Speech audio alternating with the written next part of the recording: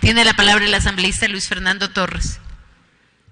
Señora Presidente, la ley que estamos discutiendo indudablemente que trae una serie de innovaciones y mejoras al sistema legal jurídico vigente y que en último término va a permitir que la Defensoría del Pueblo cuente con instrumentos para cumplir el mandato constitucional consagrado en el artículo 215 de la Constitución de defensa, protección y tutela de los derechos humanos. Sin embargo, como ya dijo el asambleísta Tayano, lo importante es que las competencias que en esta ley se le asigna a la Defensoría del Pueblo no vayan más allá de las competencias señaladas en la Constitución de la República.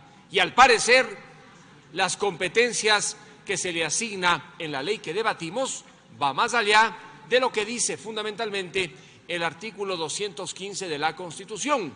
Y por ello, no sería conveniente que hoy votemos la ley, sino que el presidente de la comisión tenga en cuenta las observaciones que se hacen para tener una buena ley, para que la Defensoría del Pueblo sirva a la defensa y tutela de los derechos humanos y no se convierta en un órgano burocrático en el que su jefe, el Defensor del Pueblo, desborda la Constitución y se convierte en algunos casos hasta en policía de la Asamblea Nacional. Por ejemplo, en el artículo 6, literal M, se le atribuye al Defensor del Pueblo la tarea de policía legislativo para que vigile a esta Asamblea, a fin de ver si esta Asamblea aprueba o no leyes como el Defensor del Pueblo cree que deberían aprobarse, sabiendo que el Defensor del Pueblo responde a la Asamblea, está sujeto a la fiscalización de la Asamblea.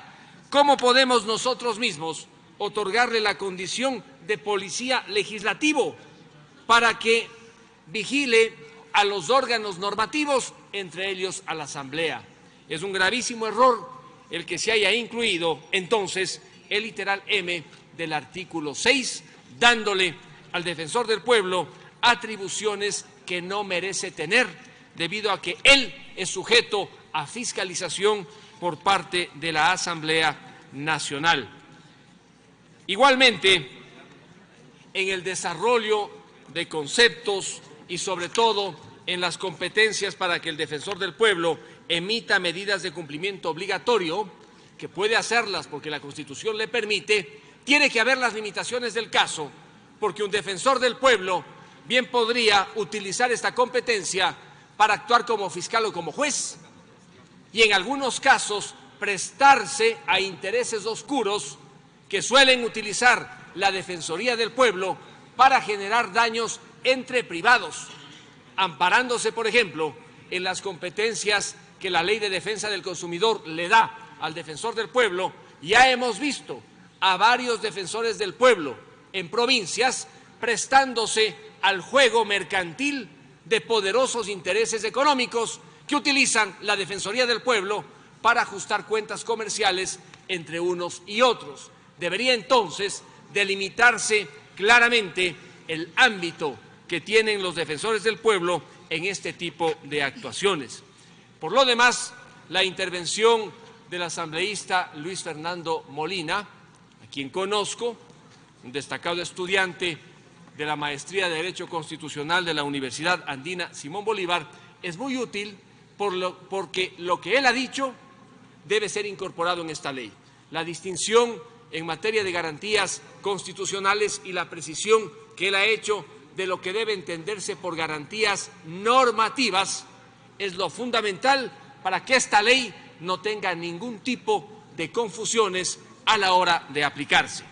Y simplemente por asuntos de técnica legislativa, me parece que aquellas disposiciones que constan al final bajo el nombre de disposiciones generales no corresponden a tales. ¿Qué sentido tiene que en las disposiciones sexta y séptima se hagan definiciones legales cuando esas definiciones tienen que estar en otra parte de la ley? Porque si las definiciones aparecen, como ocurre en las disposiciones sexta y séptima, se desnaturaliza completamente lo que tiene que entenderse por disposiciones generales, que se incorporen en otra parte las definiciones que se hacen, por ejemplo, sobre multiplicidad de víctimas y las que se hacen también sobre actos sistemáticos, pero no en este lugar. Lo mismo tiene la disposición 10ª, que trata temas de carácter presupuestario. La asambleísta Larreategui me comentaba su sorpresa por la incorporación del inciso 2, según el cual se le permite al defensor del pueblo que, si no ha gastado todo el presupuesto, de manera distinta a lo que ocurre en otras instituciones, pueda trasladar esos fondos al siguiente año. Eso está regulado en el Código de las Finanzas Públicas, que se aplique ese código y que no se incorpore una norma que viene a ser, en definitiva, ajena al contenido de esta ley. Y por último, señor presidente de la Comisión, una observación de lo más comedida. Las leyes derogan leyes.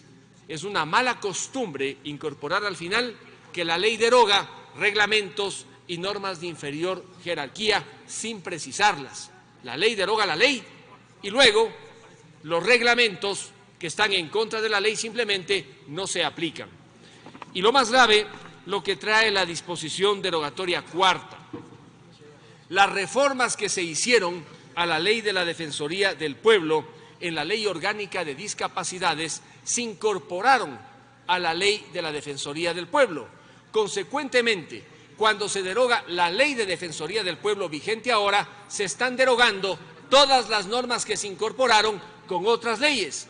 No tiene sentido entonces derogar la Ley de Defensoría del Pueblo y además derogar también las normas que incorporó la Ley de Discapacidades. Es una recomendación de lo más amable para que se eliminen ese tipo de derogatorias a las que nos acostumbraron en años pasados aquellos que torcieron la ley y sobre todo dañaron la técnica legislativa, impidiéndole al ciudadano entender perfectamente y sobre todo al juez qué leyes finalmente, qué disposiciones están derogadas. Lo importante es la seguridad jurídica en temas que parecen menores, pero a la hora de aplicar las leyes son asuntos monumentales, porque el juez no sabe si se trata de una derogatoria tácita, de una derogatoria expresa, y cuando están de por medio, fundamentalmente, la protección y tutela de derechos fundamentales, hay que ser absolutamente claros. Muchas gracias, señora presidenta. Gracias.